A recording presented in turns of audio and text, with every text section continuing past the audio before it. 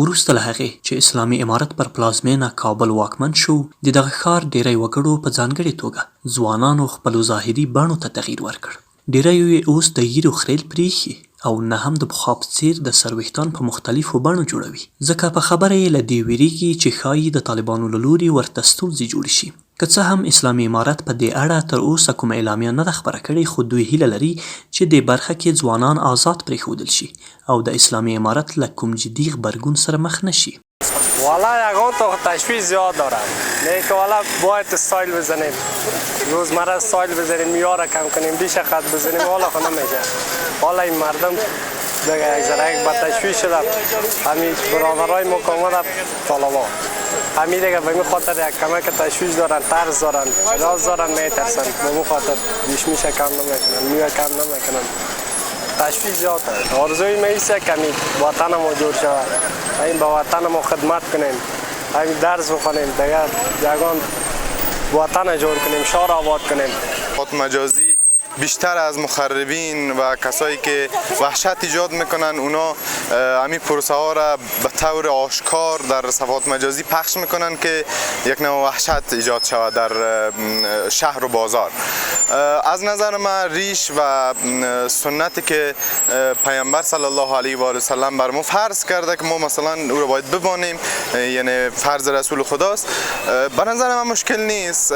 کسی که میخواید استایل بزنه، او ضمایر شخصی خود فرد است که چه قسم عبادت بکنه، چه قسم زندگی بکنه در جامعه خود و همینطور چه قسم ظاهر خود جور بکنه. به نظر من که مشکل خاص ندارم. من در جامعه زندگی کردیم و مردم زیادتر دیدیم. بعضیا از ترس امارت اسلامی واقعا ریش خود زیاد گذاشتن، این ما دیدیم، ولی امارت اسلامی و امارت قبلی نیست که ما شما از او ترس داشته باشیم، هراس داشته باشیم که ما جبران ریش بمانیم و این گپا. به نظر ما او گپا خلاص شده دیگه. حال فعلا در یک جامعه که به اصطلاح زندگی میکنیم که حداقل جامع است و معتقد به افکار دانش و علم است. بلوری په ښار کې د یو شمېر سلمانیو څښتنان وایي په کاروبار کې 90% کمبود راغلی او نشي کولی چې د اړتیا وړ پیسې وګټي. دوی د خپل کاروبار د نشتون یو لامل هم د خلکو ضعیف اقتصادي وضعیت یادوي. دوی همداراز زیاتوي چې اوس د ږیرې خریلو لپاره ورته څوک نه راځي او ډیری چې راځي هغوی هم له ویرې د سرویښتان او ږیرې د پخوا په څیر نه لنډوي. که څه هم په تیر کې په دغه چوکیو به ډیری وخت هغه ځوانان کېناستل چې خپلې ږیرې او د سر ویښتان به یې په مختلفو سټایلونو او بڼو جوړول، خو د اسلامي امارت په راتګ سره دا چاره درېدلې ده. که څه هم د افغانستان اسلامي امارت تر اوسه په دې اړه کومه اعلامیه نه ده خپره کړې، خو ډیری ځوانان اندېښنه لري چې ښایي د دې چارې په دوام سره ورته ستونزې جوړې شي.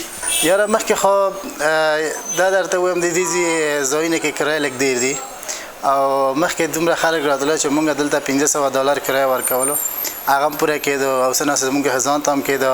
او نن سبا چې دا تقریبا چې حساب د کرایه چې مونږ 10,000 روپۍ هم پوره کولی نشو، 15,000 هم نشو پوره کولی، ول چې مشکلات ډېر ده. اوس 15 کسان، 6 کسان یا 2 کسان، 3 کسان راځي خلاص. پخوا وخت چې راتله د 2 میاشتو مخکې چې خلک راتله د امارات اسلامي نه مخکې چې خلک راتله سالونه ډېر و، په دولونه سیستم کې جوړه و خلک. او نن سبا چې دي دغسې راځي ته وایي چې مولوي صاحبان راځي، نور څه مشکل نشته، نه استایل شته، نه هېڅ نه هېڅ، صرف ساده یې ږیره جوړوي او ځینې چې خرییم وایي څوک راته څه نه وایي، بیا موږ نه څوک څه نه وایي. اوسه پورې خو څه مشکلات نشته. حالا چون از طرف امارت اسلامی برای ما چیزی گفته نشد تا حالا که ریش خود اصلاح کنن یا کم کنن یا حتی شیف کنن یا با موی هم چیز نفتن. باز مردم مزیراست یا از قسم که دلشان نمیخواه که در بین شهر یک نمونه وارو باشن، نمیخواین، زیادتر نیست، نمیتونن، توانشان ندارن که تا به اصلاح سر ریش بیان، چون کاروبار که نباشه تمام کارات رو به سقوط میشه. وقتی مردم مایل نداشته باشه نمیتونه به چیزی را بخرن یا یک کار را پیش ببرن. خو په ورته مهال د اسلامي امارت د امر بالمعروف او نهي عن المنکر وزارت وایي چې دوی د هغه کسانو پر وړاندې چې خپلې ږیرې خري او یا هم د سرویښتانو کې بېلابېل ډوله سټایلونه وهي له هېڅ ډول جدي کړنې څخه استفاده نه کوي او غواړي ټول خلک د دعوت له لارې د اسلامي احکامو او اصولو منلو ته راوبولي.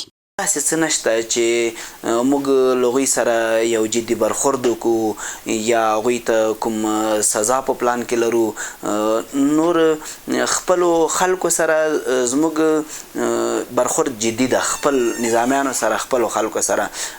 د عامو خلکو په ژوند کې شخصي حریم ته موږ نه داخلیږو، خو یو اسلامي اصل ده او د اسلام امر دا ده چې هر چاته ښه لارښوونه وسي، له بدۍ نه رامنع سي. نو موږ به کوشش کوو هغوی ته د دعوت له لارې، له یوې نیکې خبرې له لارې، د یو لارښوونې له لارې هغوی به رابولو سمې لارې ته، تر څو هغوی له خپل ناوړه عمل نه، هغه یوازې د ګیرې خریل نه، د سر خریل نه، هر ناوړه عمل چې له غش کې په سمه توګه یې راوبولو، تر څو د اسلام کومه تقاضا چې کوي هغه پر ځان باندې عملي کړي. بل لوری د اسلامي امارت یو شمېر چارواکي ډاډ ورکوي چې دوی په دې هڅه کې دي تر څو خلکو ته د کار کولو زمینه مساعده کړي او هیواد د اقتصادي بحران څخه وژغوري.